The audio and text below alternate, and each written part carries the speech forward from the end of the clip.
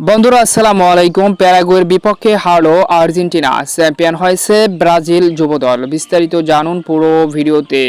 অনূর্ধ্ব-20 south America চ্যাম্পিয়নশিপের final রাউন্ডের গুরুত্বপূর্ণ ম্যাচে সকালে প্যারাগুয়ের বিপক্ষে মুখোমুখি হয় আর্জেন্টিনা যুবদল, যেখানে 3-2 গোলের ব্যবধানে প্যারাগুয়ের বিপক্ষে হেরে ট্রফি হাতছাড়া হলো আর্জেন্টিনা যুবদলের। ম্যাচের 30তম মিনিটে দুর্দান্ত গোলের লিডে এগিয়ে যায় প্যারাগুয়ে। সেই গোলের লিড নিয়ে অর্ধ অংশ পার করে দ্বিতীয় অর্ধের শুরুতে আবারও এগিয়ে যায় প্যারাগুয়ে, যদিও এরপর আর্জেন্টাইন স্ট্রাইকার গারিজোর জোড়া ম্যাজিক্যাল গোলে কামব্যাক করে আর্জেন্টিনা। এরপর শেষ মুহূর্তে আরও এক গোল খেয়ে 3-2 গোলের ব্যবধানে হেরে ট্রফি হাতছাড়া হয় আর্জেন্টিনা যুবদলের।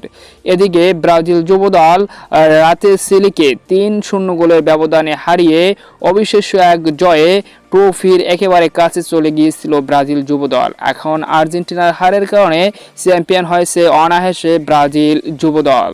তো অভিনন্দন ব্রাজিল যুবদলকে। আর্জেন্টিনা দারুণ খেলেও শেষ পর্যন্ত তীরে এসে তরি ডুবালো। তো